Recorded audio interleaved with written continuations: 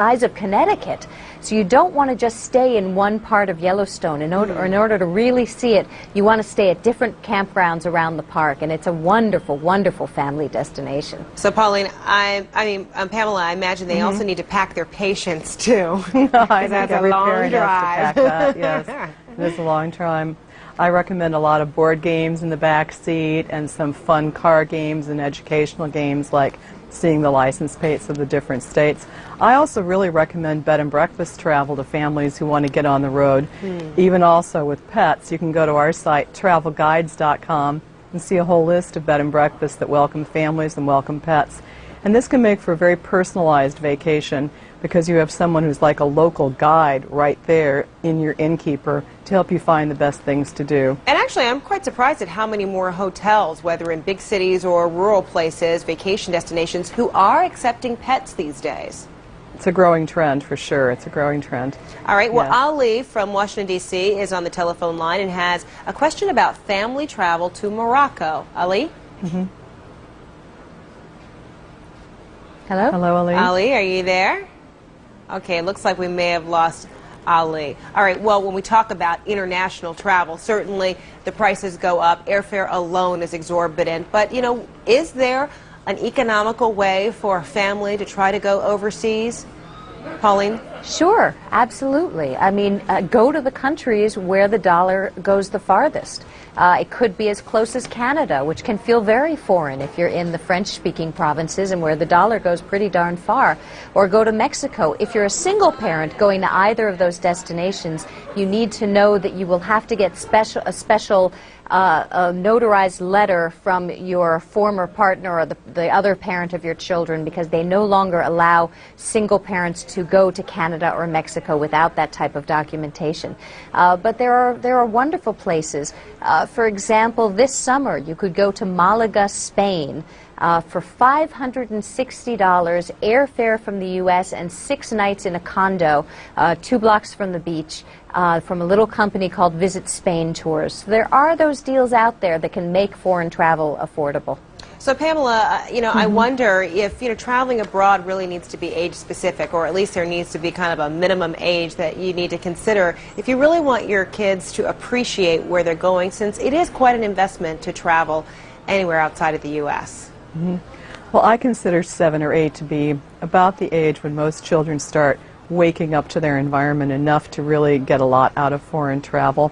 That's when I started traveling with my children abroad. This summer, my daughter Clara and I are taking a trip to Amish country in Indiana, which is also looking into our roots. My mom's family's from there. We're going to spend our summer antiquing and going to tag sales and looking for design inspirations for my bed and breakfast collection with Lane Venture. Yeah. Oh, that's another. I have to say, though, you can travel into foreign destinations with children younger than 7, and it's not a waste of time. You know, children under the age of 2 fly free, so that's a wonderful opportunity for travelers to go wherever they want and just take along the child for free. And my 5-year-old has been to Japan, she's been to Prague, Paris, all over Ireland. She remembers those trips, and I think they've really enriched her life, and I do believe that they've made her a better little person because of it. All right, Johansson wants to travel to Iceland and is on the phone and has a question. Johansson? Hello. Hello, what's your question? Hello. Yeah, I was just wondering how is it to get to Iceland, from New York to Iceland in July?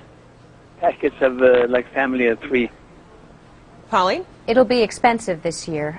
Travel to and from Europe has been very expensive simply because the euro is so powerful, and that's leading a lot of Europeans to come to the United States. Iceland Air every once in a while has good specials to Iceland. You may want to get on their email mailing list. Other than that, I think it's going to be a pricey vacation.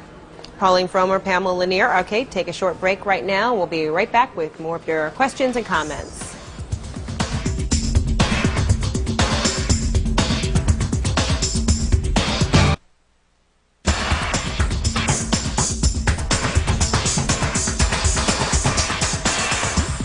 Well, welcome back to Dollar Signs. We're talking about getting the best bang for your buck on your summer vacations, and we're hearing from the experts. Pauline Fromer and Pamela Lanier are taking some of your questions. And Judy from Connecticut is on the telephone. It's got a question about going on vacation, you know, with a 3-year-old, and maybe Disney World is not the only destination of choice. Judy? Well, it's just that we've gone to Disney World with our daughter for the first 3 years of her life, and we're sort of tapped out on Disney. We're wondering if you had any ideas of other places to go with a 3-year-old. Pamela? Appropriate. Well, if you're going to go to theme parks, I think SeaWorld and the other aquariums are a lot of fun. They're very interactive. They might even splash you. The kids love the animals. I think a lot of children really enjoy beginning to be in environments where there are many animals, so a farm vacation might be a consideration. A lot of bed and breakfasts have farm vacation aspects that you might enjoy very much. Pauline? Another suggestion, I took my daughter camping in Yellowstone when she was 3, and to this day she still talks about it. You're kidding. No, she loved it. They have wonderful, not for 3-year-olds, for slightly older kids, they have junior ranger programs, which are free. But we took her on a campfire cookout. She thought that the geysers were giants and dragons, and it was a fascinating place for her. And she loved being able to roast marshmallows over the campfire and do simple things like that she can't as a city kid. And sometimes, you know, there are families out there who really, you know, can't go far. They need or they want to stay within the state, get to know, you know, their block, so to speak, a little bit better. So, Pauline, how do you suggest, you know, folks go about learning a little bit more about some of the vacation spots that may be in their own state? Is there a website, or are there certain channels in which to search? Well, there are state tourism boards which can be very useful. You simply go to the website of whatever state you're in and find out information. And they're also rife with coupons. You can get terrific discounts on lodgings, on attractions, simply by going to the official sources of information. It's a great idea. Okay, and Pamela, you can take this one. Anne from Baltimore is on the line and has a question about finding some good deals on luxury hotels. Anne? Yes, I just want to find out about how to get the best deal out of Ritz-Carlton or Hay Adams in D.C., you know, places like that. Well, if they have availability indeed, and in a political situation that might be a little trying to find availability in D.C., but the best place I find to search for luxury hotels is on Hotels.com. They have the best access in general to discounts on luxury properties. Or give them a call directly. Don't call the 800 number, call them directly, because when a hotel is doing really well, it's at 80% occupancy. So there are almost always rooms available unless there's a convention or some other type of big event in town. So don't be afraid to bargain. And Pauline, you say that a lot of times, exactly, the bargaining, you know, a lot of these hotels are willing to negotiate a little bit. Are there like some, you